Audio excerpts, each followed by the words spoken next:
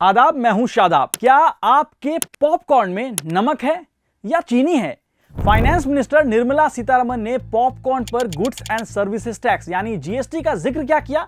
भारत के लोगों का गुस्सा पॉपकॉर्न की तरह उबाल मारने लगा, मीम और जोक बनने लगे, पुरानी कार खरीदने पर भी सवाल उठने लगे। लेकिन सवाल है कि 7 साल बाद भी जीएसटी में ही देश क्यों उलझा है?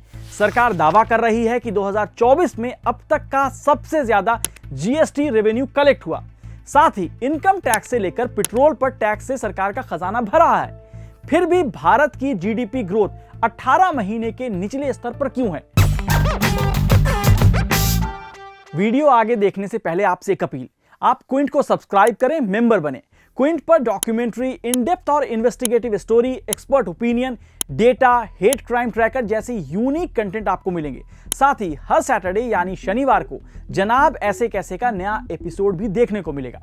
अब आते हैं जीएसटी पर। ऐसे तो भारत में साल 2016 में ही वन नेशन वन टैक्स के नारे के साथ जीएसटी लागू किया गया था, लेकिन इस पर कई तरह के भ्रम और बहस आए दिन होते रहते हैं। फिलहाल इस बार बहस की वजह है फाइनेंस मिनिस्टर निर्मला सीतारमण के 2 बयान, पॉपकॉर्न और पुरानी कार। पॉपकॉर्न से याद आया, हमने वीडियो की शुरुआत में पूछा था कि क्या आपके पॉपकॉर्न में नमक है। दरअसल अगर नमक है तो 2 बातें होंगी, पैकेट में है या खुला है। खुला है तो 5% टैक्स लगेगा, पैकेट में है तो 12%। अब अगर नमक से आपको बैर है और मीठे और बटर यानी कैरामलाइज्ड पॉपकॉर्न से प्यार है तो 2 बातें होंगी, या तो 18% टैक्स दो या फिर खाओ ही नहीं। पॉपकॉर्न कौन सा दाल रोटी है जिसे बिना खाए नहीं काम चलेगा? लेकिन अगर रोटी खाना है तो 2 बातें होंगी, प्लेन रोटी है तो 5% टैक्स, पैकेट में फ्रोजन पराठा बन गया तो 18% जीएसटी। ये सब सुनकर आपका गला सूख रहा होगा और पानी पीना चाहेंगे तो 3 बातें होंगी। अगर घर में डायरेक्ट हैंड पंप से पानी मिल गया तो ठीक, लेकिन अगर पीने के पानी का 20 लीटर का पैक्ड बॉटल खरीदा तो 12% टैक्स लगेगा। तीसरी बात, अगर घर में पीने के पानी के लिए वाटर प्यूरिफायर लगाया तो फिर 18% टैक्स। कुल मिलाकर भारत में टैक्स आपका पीछा छोड़ने से रहा। कई लोग कह सकते हैं कि इस देश में सिर्फ 1% लोग ही इनकम टैक्स देते हैं, फिर इतना हंगामा क्यों? लेकिन ऐसा नहीं है। भारत में 2 तरह के टैक्स हैं, डायरेक्ट यानी कि सरकार को सीधा टैक्स देना, जैसे कि कॉर्पोरेट टैक्स, नौकरी पेशे लोगों द्वारा income tax, property tax, share बाजार जैसी जगहों पर खरीद बेच पर कैपिटल गेन्स टैक्स। दूसरा टैक्स हुआ इनडायरेक्ट टैक्स, मतलब बिस्किट से लेकर साबुन सर्फ खरीदने पर टैक्स देना हो या पेट्रोल डीजल पर एक्साइज ड्यूटी। ये सब इनडायरेक्ट टैक्स हैं, मतलब कुछ भी फ्री नहीं आ रहा। अब बात करते हैं निर्मला सीतारमण के जीएसटी से जुड़े बयानों की। 12 लाख में खरीदा, 9 लाख में बेच रहे हैं सेकेंड हैंड यूज्ड व्हीकल के नाम पर। On the margin is only this 18% is being put, as would be for any used car. So it is on the margin, not on the entire amount at which the car is being sold. यही वो बयान है जिस पर बहस शुरू हुई। लोगों ने कहा कि यह गजब है, हम अपनी पुरानी कार को किसी दूसरे व्यक्ति को बेच रहे हैं तो किस बात का टैक्स? एक तो हम पहले ही खरीद से कम दाम में बेच रहे हैं और घाटे में हैं, उसके बाद टैक्स देकर और ज्यादा घाटा। हालांकि एक दिन बाद इस पर सरकार की तरफ से सफाई आई। दरअसल पुरानी कारों पर जीएसटी को 12% से बढ़ाकर 18% करने का प्रस्ताव किया गया। जब हमने 55वीं जीएसटी काउंसिल की मीटिंग का ब्यौरा पढ़ा तो पता चला कि अगर आपने एक कार 10 लाख रुपए में खरीदी थी और इसी कार को दूसरे व्यक्ति को या डीलर को 8 लाख रुपए में बेच दी तो आपको कोई टैक्स नहीं देना पड़ेगा। हाँ, अगर कार डीलर आपसे 8 लाख रुपए में खरीदी गाड़ी को 9 लाख रुपए में बेच दे तो उसे 1 लाख रुपए का जो मुनाफा हुआ, इसी मुनाफे पर कार डीलर को 18% जीएसटी देना होगा। हालांकि इस पर भी लोगों ने सवाल किए कि कार डीलर जो जीएसटी देगा वो कार खरीदने वाले या बेचने वाले व्यक्ति से ही वसूलेगा, यानी इनडायरेक्ट ही सही जीएसटी का भार आम आदमी को भी झेलना पड़ेगा। निर्मला सीतारमण और जीएसटी पर बहस की कई कहानी है। 11 सितंबर 2024 को ही ले लीजिए। तमिलनाडु के मशहूर होटल चेन श्री अन्नपूर्णा के मालिक श्रीनिवासन ने निर्मला सीतारमण से खाने वाले सामानों पर अलग अलग जीएसटी दरों पर चिंता जताई। श्रीनिवासन ने कहा कि क्रीम से भरे बन पर 18% टैक्स लगता है, जबकि सादे बन पर जीएसटी नहीं लगता है। कस्टमर कहते हैं कि आप सादा बन दीजिए, हम क्रीम खुद घर पर लगा लेंगे।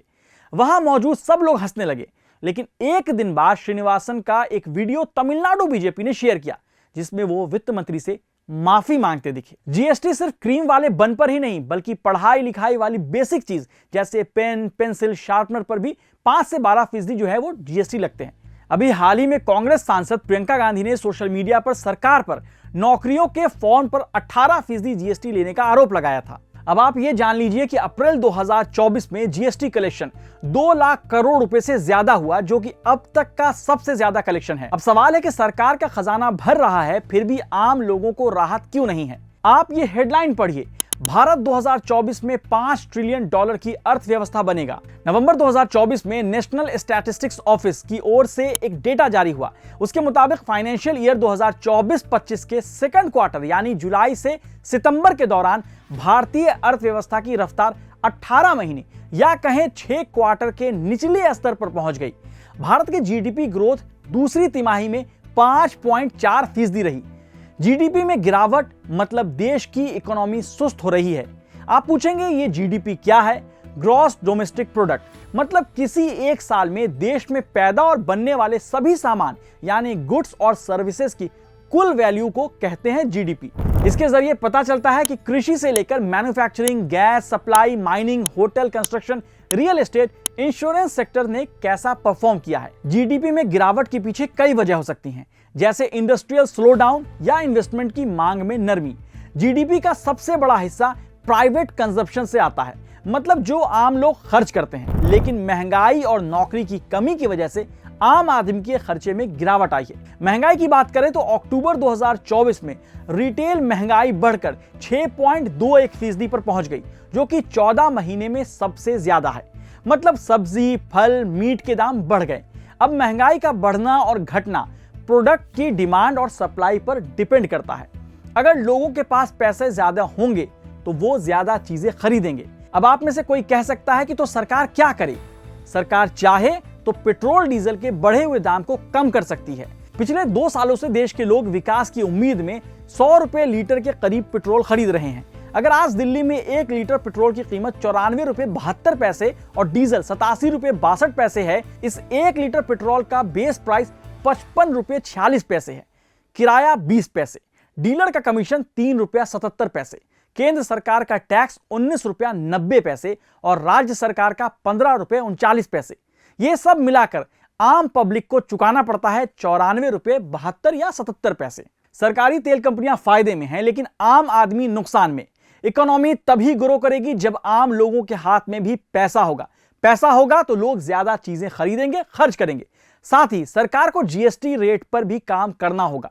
कंफ्यूजन और बढ़े हुए टैक्स को कम करना चाहिए। सरकारी इन्वेस्टमेंट को भी बढ़ाना होगा। ऐसे कई रास्ते हैं जिसकी जरूरत है, नहीं तो पॉपकॉर्न की तरह जनता का गुस्सा भी फूट सकता है। फिर लोग पूछेंगे, जनाब ऐसे कैसे?